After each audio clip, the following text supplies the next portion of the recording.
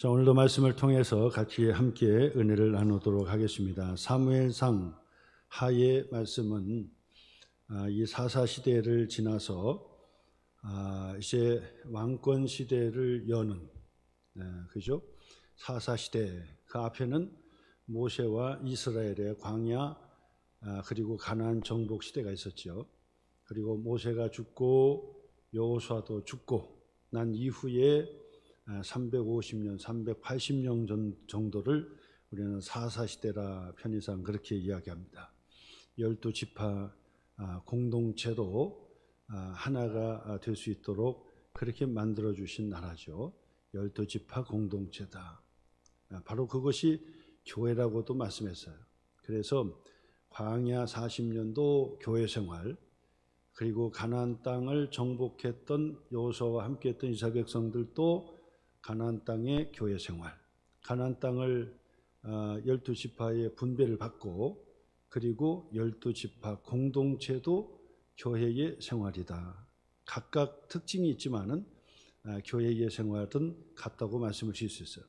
그리고 여호수아가 죽고 난 다음에 12지파 공동체의 이 사사시대가 이어지고, 그리고 사사시대의 마지막 사사가 우리가 잘 아는 대로 이 사무엘이었다. 그래서 사무엘은 마지막 사사이면서 그리고 왕권 시대를 연 선지자였다 그런다고. 그래서 사무엘 선지자라 그 얘기하지만은 사실은 이 사사의 마지막이었다. 엘리 제사장도 제사장이면서 선지자이면서 그리고 사사였다, 이렇게 볼 수 있겠죠. 그의 아들들 때문에 이스라엘 백성들은 사무엘 선지자에게, 사사에게 왕을 요구했죠. 우리에게 왕권의 제도를 할 수 있도록 우리에게 왕을 주세요 그랬다고요. 그래서 이 사무엘이 화가 났죠. 왜냐하면 여호와 하나님이 왕이신데 세상의 나라, 이방 나라처럼 왕권 제도를 만들어서 왕에게 순종하고 왕의 다스림을 받겠다 그러니 사무엘 선지자가 화가 났어요. 그러나 하나님 앞에 구하였죠. 하나님, 이스라엘 백성들이 왕권의 제도를 달라 그러는데, 왕을 세워달라 그러는데 어떻게 하면 좋을까요? 그러니까 하나님께서도 화가 나셨어요. 화가 났어요. 저들이 지금이 아니라, 지금뿐 아니라 전에도 그랬고 지금도 그렇고 보면은 도대체가 보이지 않는 하나님의 왕되심에 대한 고백을 하질 못한다. 그래서 보이지 않는 하나님을 왕으로 고백하지 않고 자꾸 눈에 보이는 세상의 왕을 자꾸 섬기려고 하고 세우려고 한다. 그러면서 하나님께서 기뻐하지 아니하셨어요. 그럼에도 불구하고 하나님께서 사무엘 선지자를 통해서 저들에게 왕의 제도를 저들이 받아들이면은 어떻게 될 것인지 구체적으로 얘기해라, 가르쳐줘라.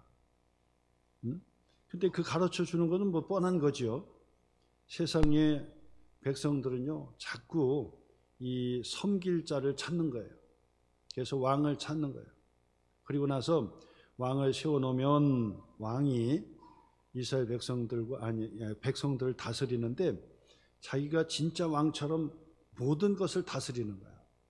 그렇게 되니까 왕도 스스로 착각하고, 그리고 이스라엘 백성들은 그 왕을 섬기다가 실망하고 낙심하고, 그게 결국 낙심을 하는 거죠. 낙심뿐만 아니라 그 왕에게 다스림을 받게 되고 그리고 고난과 고통을 받게 되더라 그 말. 세금 다 뜯어가고, 그리고 처음에는 큰절을 하면서 국민을 왕으로 섬기고 우리는 종처럼 섬기겠다고 그렇게 공약을 하고 시작을 하지만은 막상 왕이 되고 나서 보면은 백성들을 종으로 부리기 시작한다는 거예요.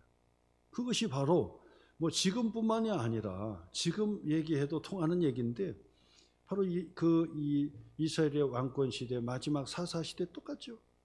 똑같다고. 하나님께서 사무엘 선지자를 통해서 가르쳐 주는 거예요. 그러면서 이스라엘 백성들이 그걸 알아야 된다. 진짜 백이 왕을 섬기면 우리에게 자유를 얻게 되고 기쁨을 회복하게 되고 은혜를 회복하게 되고 하나님의 축복을 받게 되는 거예요. 근데 눈에 보이는 하나님을 무시하고 세상의 왕을 섬기려고 자꾸 섬김의 왕을 찾는 거예요. 왜 그러냐면 이 켈빈 선생님이 얘기했던 것처럼 사람의 마음속에는 어떤 물질과 사람과 어떤 권력으로도 채울 수 없는 종교심이 있다 그랬어요. 종교심이. 그 종교심이 있어서 그는 물질로도 안 채워지고, 그리고 권력을 잡아도 세상에 아무리 좋은 것을 다 갖다 줘도 만족하지 못한다는 거예요. 종교심은 누구냐? 진짜 하나님을 만나야만이 채워질 수 있는 것이 종교심이다. 그래서 사람들이 진짜 왕을, 진짜 주인을 찾으려고 하니까 못 찾는 거예요. 찾아도 못 찾는 거예요.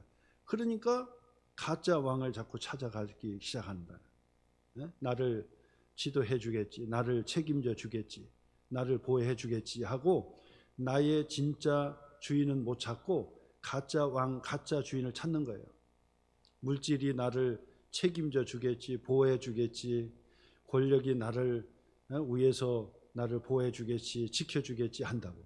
그러나 그 모든 것들도 나에게 기쁨을 주지 못하고 만족을 주지 못하고 행복을 주지 못하고 그리고 나를 바르게 인도하지 못한다는 거예요. 그러니까 우리의 인생의 방황은 예수님을 만나야 끝나는 거예요. 인생의 방황은 아무리 방황을 하고 막 해도 예수님을 만나기 전까지는 방황의 끝을 볼 수가 없어요. 외로움도 마찬가지죠. 외로움도 인생은 원래 외로운 존재인데 그 모든 것을 다 가졌다 할지라도 그 외로움에서 벗어날 수가 없어요.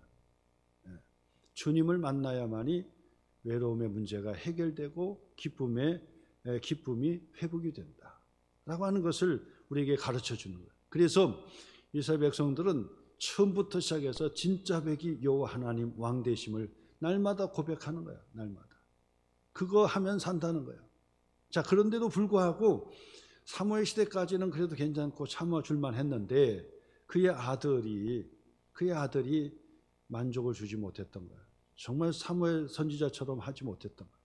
그러니까 이스라엘 백성들이 안 됩니다. 당신이 하나님께 부름받기 전에 우리에게 왕권 제도를 만들어 주셔야 됩니다. 왕권 제도를.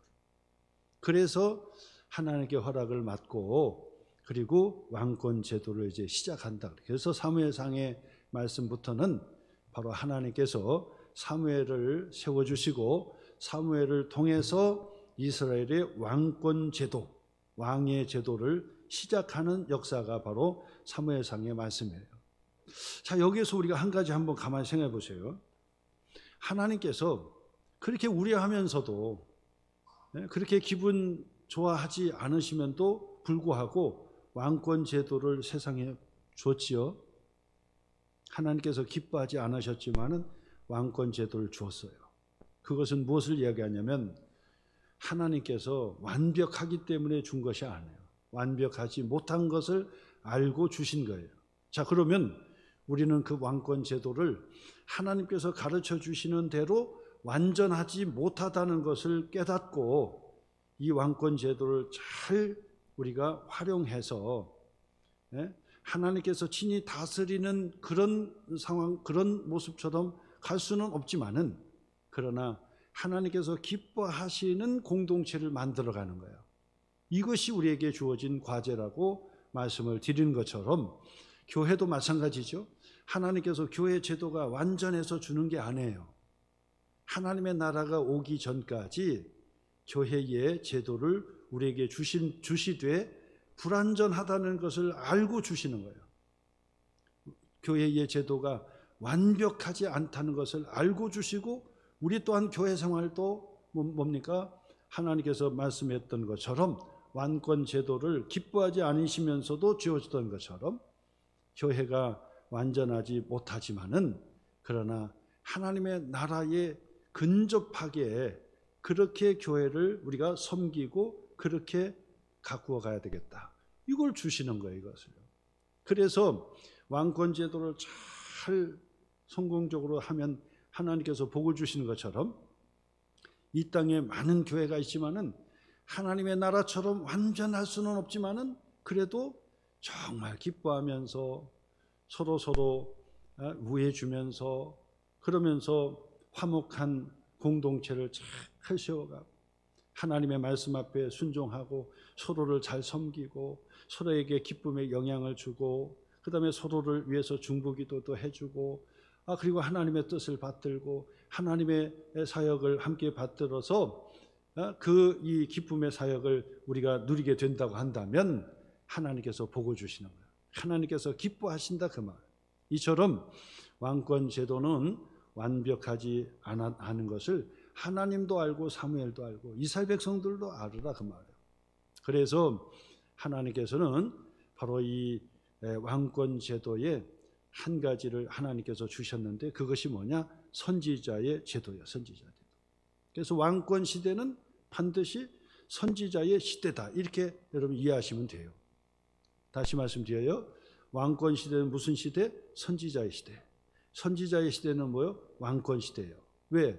왕권 제도가 완전하지 않기 때문에 선지자 제도를 세워서 선지자들이 옆에서 자꾸 하나님의 말씀으로 깨우쳐 주는데 무슨 말씀을 깨우쳐 줘요? 가장 핵심적인 거. 모든 선지서의 말씀을 다 통틀어서 요약을 해 주는 거예요. 무슨 말씀을 해 줄까요? 딱 한 가지. 왕에게 옆에서 말씀합니다. 당신은 진짜 왕이 아닙니다. 하나님께서 당신에게 왕의 역할로 맡겨주신 것입니다. 그러니 당신은 정신을 차리고 진짜 왕을 섬겨야 됩니다. 그러면 당신은 훌륭한 왕이 될 수 있습니다. 이거 가르쳐 주는 거예요. 당신이 진짜 왕이 아니다. 하나님처럼 하지 말라는 거예요. 하나님의 왕되심처럼 하지 마라. 나도 부족하다라는 사실을 깨닫고 그리고 진짜 왕 되신 여호와 하나님 앞에 왕조차도 무릎을 꿇어 하나님의 지혜를 구하라는 거예요. 그것을 누가 가르쳐줘요? 선지자가. 선지자가 옆에서 그걸 가르쳐주는 거예요. 이스라엘 백성들에게도 설교합니다. 그 설교의 모든 메시지의 핵심이 뭘까요? 바로 그 얘기예요. 여러분들도 눈에 보이는 왕이 있지만은 그 왕의 제도는 완벽하지 않다는 것을 당신들도 알아라는 거예요. 그 왕을 통해서 우리는 진짜 왕 되신 여호와 하나님을 섬기는 것이다. 진짜 왕 되신 여호와 하나님을 섬기는 것이다 라고 하는 것을 그 이스라엘 백성들에게도 가르쳐 주시고 그것을 더 확대 해석을 한다면 자기 자신을 향하여도 내 인생의 주인은 나다. 내 인생의 왕은 나다. 이렇게 생각하는 착각에서 벗어나야지만이 진짜 구원받고 진짜 하나님의 자유의 기쁨을 누릴 수가 있다는 거예요. 그것을 옆에서 가르쳐 주는 거예요. 내 자신의 인생의 주인도 네가 아니라 여호와 하나님이시다. 너의 진짜 왕은 여호와 하나님이시다. 그래서 우리는 예수를 믿고 신앙생활하는 첫 번째가 뭐죠? 나의 예수님을 나의 주님, 나의 하나님으로 영접을 하고 구원받아 하나님의 자녀가 시작이 되는 거예요. 그리고 하나님의 자녀는 평생 동안 그것을 고백하는 거예요. 나의 주 되신 여호와 하나님, 예수님이 나의 주가 되시고 나의 왕이 되십니다. 그래서 어떻게 해요? 나를 다스려 주시고 인도해 주시고 함께 해 주세요. 이것이 평생의 신앙생활이죠. 평생의 신앙생활. 이것을 계속해서 적용해야 되는 거예요. 그리고 우리 가정에 있어서도 마찬가지. 가정에 있어서도 자녀를 볼 때도 그 자녀의 주인 진짜 아버지는 여호와 하나님이십니다. 하나님께서 내게 그 자녀를 맡겨주신 거예요. 내 것이 아니다 그 말이에요. 내 것이 아니다.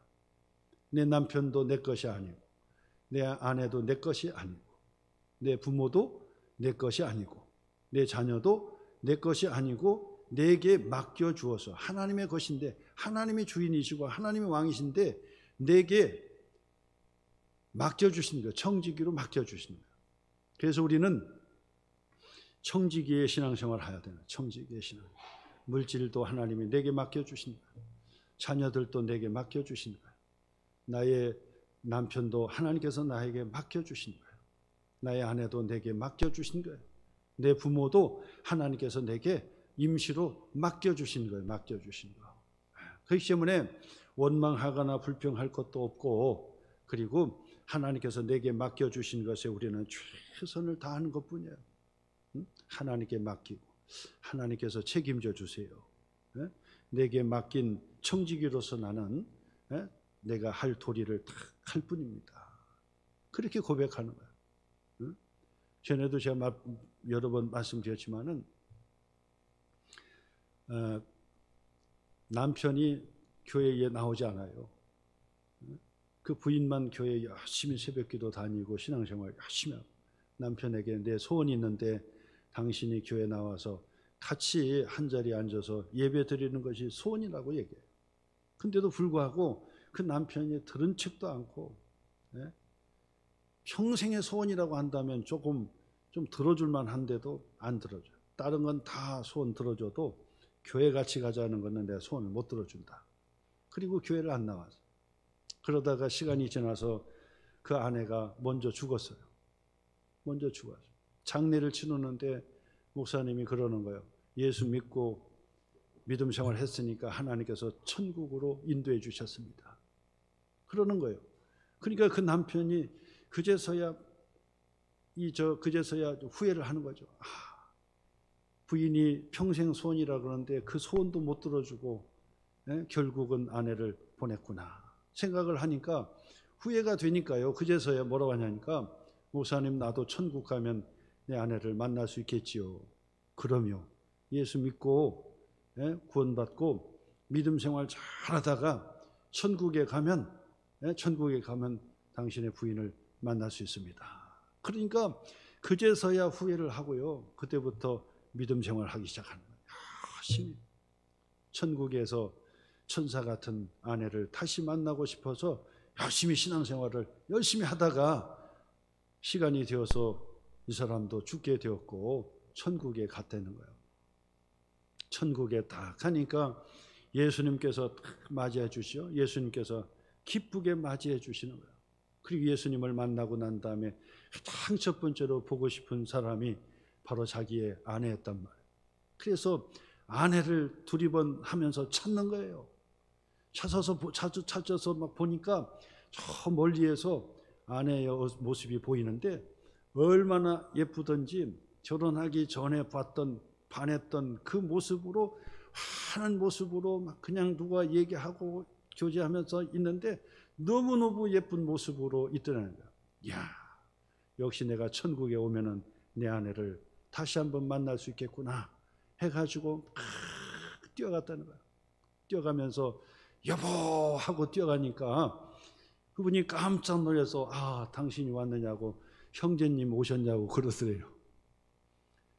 자기의 그 아내를 향하여 여보 하고 뛰어갔는데 형제님 오셨냐고 그러더라는 거예요.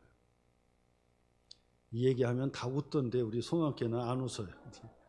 참 저를 닮아서 잘 안 웃고 뭔 얘기 하는지도 잘 모르고 지금 듣는 것 같기도 하고, 천국에서도 내 남편 내 아내가 있는 것이 아니고 형제님 그러더라고요. 깜짝 충격을 받은 거죠. 천국에 가서도 내 마누라 내 아내인 줄 알았는데 형제님 하더라는 거예요. 뭔 얘기 하다가 안 웃으니까 이게 생각을 잊어버렸어요. 그때마다 웃고 이렇게 해줘야 제가 이게 좀 스토리가 이어져 가는데, 이게 뭐 웃지도 않고 멀뚱멀뚱하게 하고 계시니까 뭔 얘기하다가 지금 얘기한 거야 지금. 잊어버렸어요. 아휴 참. 남편도 내 것 아니다. 그렇죠? 아내도 내 것 아니고 자녀도 내 것 아니다. 진짜 주인은 여호와 하나님이시고 진짜 왕은 여호와 하나님이시다라고 하는 이야기를 하게 되는 거예요. 이처럼 왕권 시대는 선지자의 시대예요. 선지자는 그것을 자꾸 우리에게 가르쳐 주는 거예요. 오늘도 마찬가지입니다. 우리의 신앙생활의 첫 시작이 예수님께서 나의 주님, 나의 하나님이라고 고백하잖아요. 나의 왕 되신 여호와 하나님, 나의 왕 되신 예수님을 고백하잖아요. 평생을 그 고백하는 거예요. 그러니까 하나님의 말씀은 계속해서 우리에게 그걸 지적해 주는 거예요. 네가 주인의식을 갖지 마라. 너의 남편에도 주인의식을 갖지 마라. 내 남편 내 마음대로 하려고 하지 말라는 거예요. 내 아내도 주인의식을 갖지 말라는 거예요. 형제요 자매요.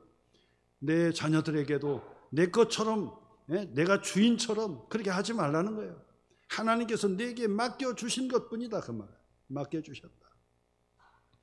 그래서 그 의식을 갖는 거예요. 주인의식을 갖지 말라고 제가 늘상 말씀드려요. 내 인생의 주인도 주인의식 갖지 말고 하나님의 것입니다. 하나님의 것이에요. 내 가정도 마찬가지. 모든 것들이 다 하나님의 것입니다 라고 하는 주인의식에서 벗어나서 항상 무엇을 가지라고요? 소속감을 가져라. 포도나무에 붙어있는 가지처럼, 가지가 포도나무에 붙어있으면 절로 가시를 맺는 것처럼 소속감을 가져라. 나는 예수님께 속해 있습니다. 그래서 나는 예수 그리스도 안에서 사도 바울의 아주 신학적으로 가장 중요한 단어 중에 하나입니다. 예수 그리스도 안에서 나는 종이 되었습니다. 예수 그리스도 안에서 나는 모습이 되었습니다. 나는 예수 그리스도 안에서 제자가 되었습니다. 나는 예수 그리스도 안에서 죄 용서를 받았습니다. 나는 예수 그리스도 안에서 구원을 받았습니다. 나는 예수 그리스도 안에서 하나님의 자녀가 되었습니다. 나는 예수 그리스도 안에 속한 자, 예수 그리스도 안에 속한 자요. 나의 진짜 주인 되신 여호와 하나님, 예수님이 나의 진짜 주인이 되십니다. 나를 인도해 주세요. 다스려 주세요. 함께 해 주세요. 그 고백을 하면서 신앙생활 하는 것입니다. 하나님께서는 사무엘 선지자를 통해서 왕권의 제도를 이제 시작을 합니다. 왕권 제도를 시작하면서 이제 최초의 왕을 세우시는 사건이 일어나는데 그 왕이 누구냐? 우리가 잘 아는 대로 사울 청년이었다는 거예요. 사울 청년. 그래서 오늘 성경 9절의 말씀 1절과 2절 다시 봤는데 베냐민 지파예요. 베냐민 지파에 속했어요. 기스라 이름하는 유력한 사람이 있어요. 바로 기스의 아들 사울 청년이 바로 이스라엘 최초의 왕으로 세움을 받게 되었다는 거예요. 그런데 그 사람이 누구냐? 2절 말씀 보니까 준수한 소년이었다. 준수한 그런 소년이었다. 그 다음에 그는 키는 모든 백성보다 어깨 위만큼 더 컸다. 키가 어깨 위만큼 더 올라갔다는 거예요.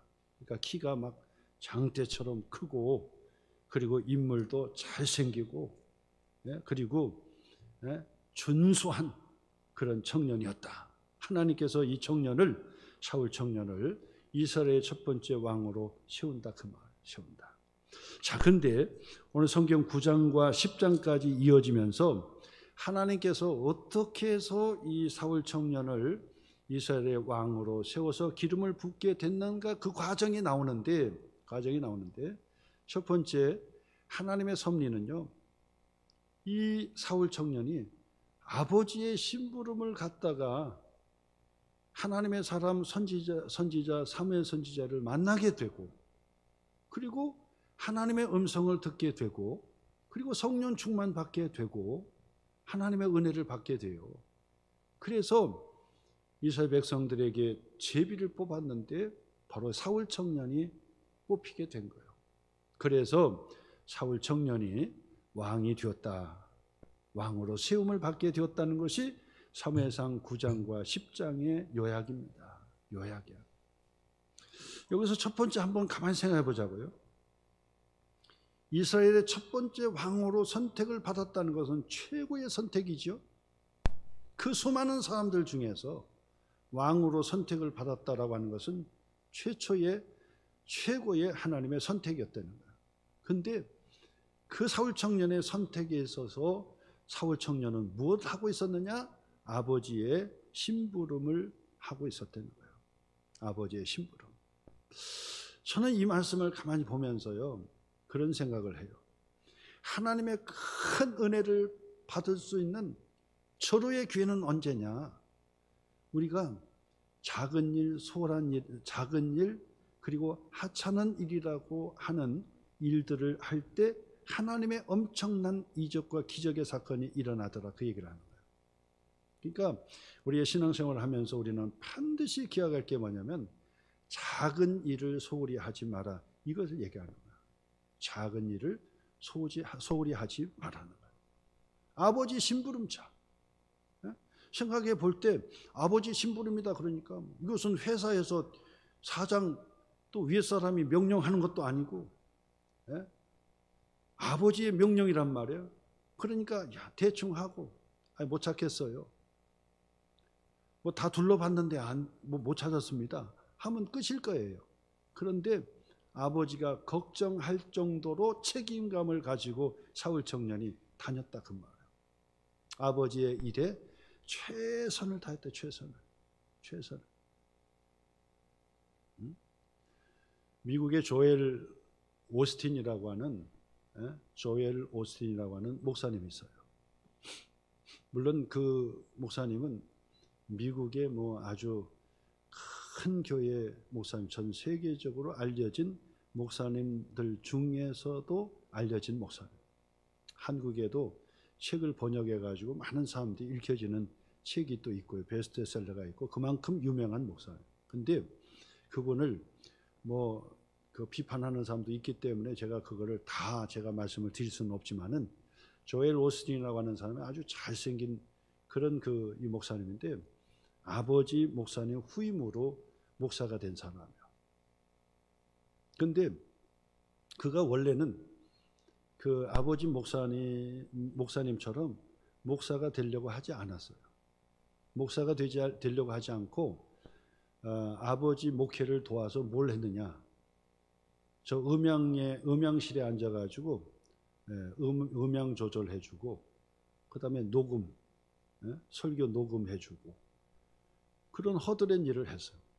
자기 평생은 목사 안 하고 그리고 그 교회에서 음향을 뒤에서 조절해주고 또 녹음을 도와주는 그 일들을 평생 하겠다고 그렇게 선했던 사람이에요. 근데 그것을 성실하게 책임감 있게 잘 감당했어요. 그런데 그가 어느 날 이제 나도 이제 목사가 되어야 되겠다. 소명을 받고 목사 안수를 받고 목회자가 된 거예요. 그런데 아버지 목사님보다도 10배, 100배도 더 될 거예요 아마. 그렇게 더 잘하는 목사가 됐어요. 물론 평가는 또 다른 사람 부정적인 평가도 있습니다만은, 그러나 아무튼 그렇게 많은 사람들에게 영향을 미칠 수 있는 그런 목회자가 됐어요. 저는 그것을 보면서 생각하는 거예요. 그렇구나. 사소한 것을 열심히 최선을 다하는 것이 중요한 거예요. 세상에서도 마찬가지예요. 세상에서도 뭐 처음부터 막 큰 것 맡기는 게 아니잖아요. 서울의 아주 유명한 대학을 졸업을 하고 영어도 공부해가지고 이 공사에 들어갔어요. 지금도 공사 들어가기가 어렵다 그러더라고. 공사에 시험을 봐가지고 딱 입사를 했어요. 얼마나 공부를 열심히 해가지고 그래가지고 공사에 들어갔잖아요. 공사에 들어가서 일을 하는데 이게 적응이 안 되고 그만두고 싶다는 거예요. 왜 그러냐 그랬더니 내가 이렇게 공부를 열심히 해가지고 막 해서 직장에 딱 들어갔더니 직장에서 하는 일이 복사하는 거, 복사해 주는 거, 심부름 하는 거, 어디 출장 나갔다 오는 거, 그 다음에 가끔 가다 야 좀 커피 좀 타줘라 하면 커피 타주는 거, 이런 일을 허드렛 일을 하는 거예요. 그러니까 이 사람이 생각할 때는 야 내가 지금 영어 공부도 열심히 해가지고 지금 그래도 좋은 대학도 나오고 그래가지고 들어갔더니 들어가서 뭐 큰 일을 할 줄 알았더니 가서 보니까 복사시키는 일을 하고 뭐 커피 타주는 일을 하고 뭐 이런 일만 하는 거예요. 그리고 그냥 앉아가지고 가만히 있어요. 일을 시키지를 않아 누가. 그렇잖아요. 처음 왔는데 누가 일을 시키겠어요. 그러니까 앉아가지고 뭐 다른 일을 못해요. 다른 일 하나. 뭐를 좀 일을 시켜주면 좀 하겠는데, 어려운 일을 시켜줘도 내가 하겠는데, 중요한 일을 시켜줘도 내가 하겠는데 아무도 일을 안 가르쳐주고 또 일을 안 시키는 거예요. 그러니까 직장을 그만두겠대요. 그래서 저에게도 이야기하길래 제가 그래서 원래 그런 거다. 지금부터 네가 이제 입사했는데 처음부터 네가 과장도 아니고 뭐 무슨 큰 일을 시키겠냐. 이거부터 하나씩 하나씩 보고 또 하나씩 하나씩 배워가면서, 그러면서 진급도 하고 과장도 되고 부장도 되고 해야 그 일이 맡겨지는 거지. 처음부터 네가 어렵게 시험을 보고 뭐 좋은 대학을 나와서 들어갔다는 건 다 인정하지만 처음부터 그렇게 안 시키는 거다. 요것을 잘 참아야 된다. 허드렛 일을 하는 일을 잘 참아야 돼요. 잘 참아야 돼. 시간을 죽이고 엉뚱한 짓 하지 말고 주어진 것에 자기 개발을 하고, 그리고 이 선배들이 하는 일들도 옆에서도 이렇게 가만히 보고, 그러면서 그 분위기를 익히면서, 그러면서 자라서 나중에 승진도 하고 그러는 거죠. 마찬가지입니다. 하나님의 일도 마찬가지예요. 작은 일을 최선을 다할 때 하나님께서 복을 주시는 거예요. 최선을 다할 때. 아버지의 심부름을 했다고 해서 그냥 대충 하고 아버지 뭐 찾아봤는데 못 찾겠습니다, 끝. 그게 아니라 아버지가 양은 고사하고 심부름 고사하고 아들 걱정할 것 같다 할 정도로 그가 정신없이 아버지가 시키는 그 일에 최선을 다했다는 사실이에요. 이것이 바로 이스라엘의 초대 왕으로 하나님 앞에 지명을 받았던 청년, 사울 청년이 바로 그 모습이었다는 거예요. 여러분, 하나님의 일이 무엇입니까? 큰 일이 아니에요. 교회에서 목사님 저에게 큰 일을 맡겨주세요. 물론 큰 일도 맡겨서 해야 될 것도 있겠지만은, 그러나 작은 일을 열심히 하는 거예요. 열심히. 그러면 하나님께서 복을 주시는 거예요. 복을 주시고. 그냥 작은 일에도 최선을 다하고 책임을 다하고 성실하게 일들을 감당하기 시작할 때 하나님께서 복을 주시는 거예요. 반드시 그 복을 주시는 거예요. 여러분, 직장 생활을 하시는 분들에게 제가 말씀을 드려요. 직장 생활을 하시는 분들, 교회 생활과 직장 생활을 가만히 보면요, 직장 생활은 승진도 해야 되겠고, 잘못하면 뭐 심할서도 써야 되고, 그 다음에 잘리기도 하고 뭐 어떻게 뭐 하기도 하겠죠. 근데 교회는 뭐 목사님이 여러분 안 나온다고 자르기를 하겠어요? 뭐 인사 발령을 내겠어요? 뭐 아니면 뭐 좌천시키기라도 하겠어요? 뭘 하겠어요? 목사가 그럴 수는 없잖아요. 교회에서 그럴 수 없잖아요. 그렇다고 해서 교회 일보다도 직장 일 비교해 보면은 교회 일을 소홀히 하는 경향이 없지 않아 있다 그 말이에요. 근데 마음을 바꾸셔야 돼요. 마음을 바꾸셔야 돼요. 그렇다고 해서 직장 일보다 교회를 앞서서 하라고 제가 하는 게 아니에요. 같이 하셔야 돼요. 성경에 유명한 말이 있죠. 주님께 하듯 하라. 주님께 하듯 하라는 말이에요. 무슨 일을 하든지 주님께 하듯 해라는 거예요. 작은 일이라도 내가 주님께 하듯 주님 앞에 내가 한다. 그 의식을 가지셔야 돼요. 그러면 하나님께서 그 작은 일을 통해서 하나님께서 복을 주시는데, 사울 청년이 아버지의 사소한 그런 심부름을 갖던 그 청년이 사무엘 선지자를 만나게 되고 하나님의 말씀을 받게 되고 성령의 충만을 받게 되고 은혜를 받게 되고 이스라엘의 초대 왕으로 세움을 받게 되는 사건이 바로 사무엘상 9장과 10장에 드러나더라 그 말이에요. 여러분, 작은 일부터 여러분 실천해 보세요. 주여, 제가 여기 있나이다. 그 일을 하면서도 주님이여 내게 힘을 주시옵시고 내게 함께해 주시옵시고 기도하면서 그 일들을 하는 거예요. 청소할 때도 주여 함께해 주시옵소서. 내가 주님의 성전을 닦습니다.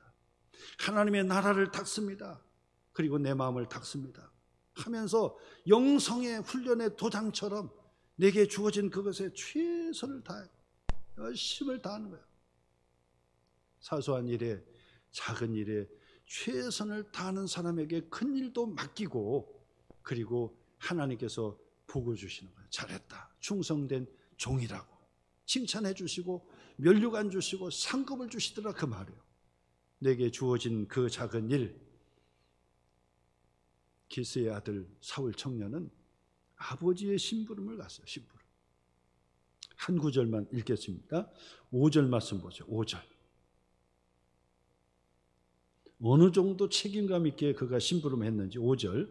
그들이 사환과 함께 사울 청년이 아버지 심부름을 갔는데 숲 땅에 이른 때에 사울이 함께 가던 사환에게 이르되 뭐라고 얘기했습니까? 돌아가자.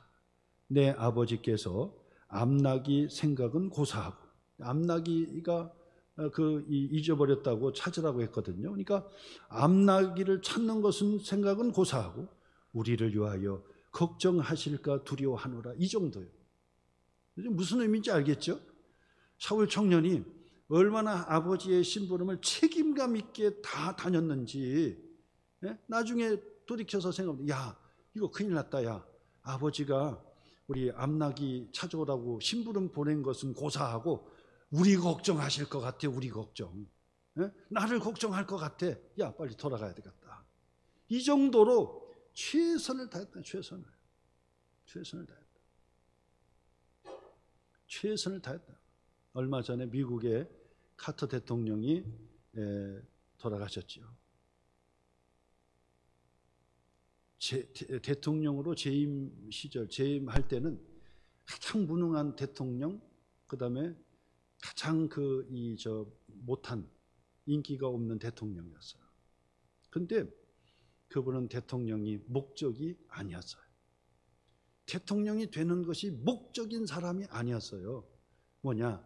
하나님께 기쁨이 되고 하나님께 영광이 되기 위해서 대통령도 주어지면 하는 거고, 그런 사람이었어요.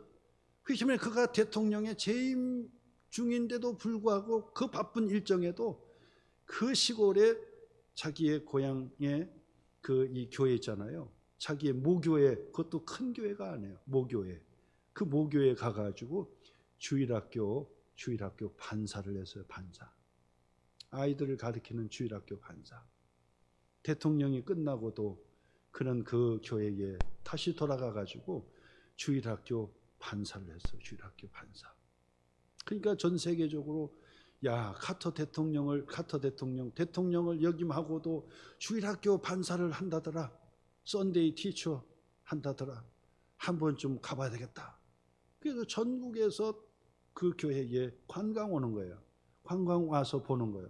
아, 카터 대통령을 역임했던 카터 대통령이 바로 대통령이 되는 것이 목적이 아니야. 그의 목적은 궁극적으로 하나님께 기쁨을 드리는 거야. 그렇기 때문에 어떻게 보면 대통령 직임하고 주일학교 두세 사람 모아놓고 성경을 가르치는 썬데이 티처하고 생각을 하면 비교할 수가 없겠죠. 이건 더 큰 위대한 일이라고 생각할 수도 있겠죠. 그리고 아이들을 가르치는 몇 명 놓고 성경을 가르치는 바로 썬데이 티처는 거기에 비교할 수 없다고 생각했겠죠. 근데 가터는 그렇지 않았어요. 대통령의 목적이 아니었기 때문에 주일학교 아이들에게 성경을 가르쳐 주는 것도 대통령 이상의 위대한 일이라고 생각했던 사람이에요. 그리고 평생을 그렇게 주일학교를 봉사하고 교회를 섬기다가 주님 앞에 간 거예요. 대통령 재임 때는 가장 무능한 사람으로 찍혔지만 그 이후에는 이 가처 대통령은 정말 많은 사람들에게 존경받고 또 기독교인으로 인정을 받는 그런 대통령이 되었던 것입니다. 자, 이스라엘의 왕권 시대를 열었습니다. 최초의 왕으로 선택을 받는 것만 해도 큰 영광이었는데 기스의 아들 사울 청년이 왕으로 그렇게 선택을 받게 되었어요.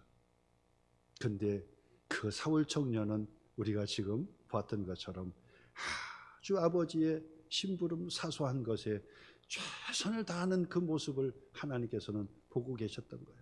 보고 계셨다. 여러분이 하나님 앞에 큰 일을 통해서 하나님께 영광 돌리는 게 아니에요. 내게 주어진 것에 최선을 다할 때, 작은 일에도 소홀히 하지 않고 최선을 다할 때, 그때 하나님께서 은혜를 부어주시는 거예요. 성령을 부어주시는 거예요. 하나님의 축복을 부어주시는 거예요. 그렇기 때문에 오늘도 여러분, 내게 주어진 교회의 사명, 우리 소망교회는 정말 그런 면에서 참 멋지고 좋아요.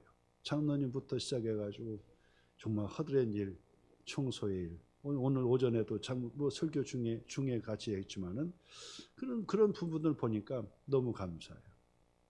그리고 다 좀 품격이 있고, 그리고 또 인격적이고, 그래서 정말 서로를 배려해 주면서 서로를 위해 주면서 함께 신앙생활을 멋지게 하니까 너무 좋아요.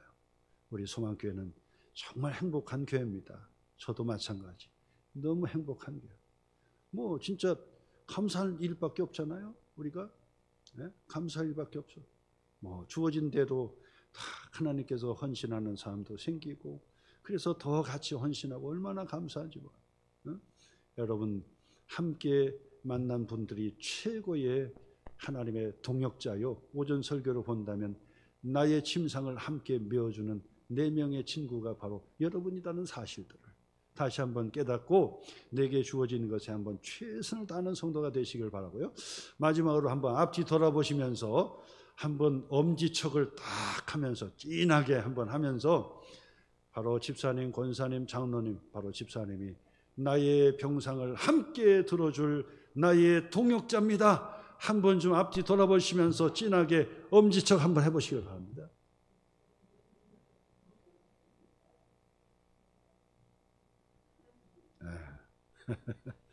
아이고 잘하실 것 같아요. 엄지척을 그냥 나의 병상을 함께 수발하고 함께 들어줄 동역자, 여러분들과 함께 기쁨으로 믿음 생활 충만하시기를 주님의 이름으로 축원합니다.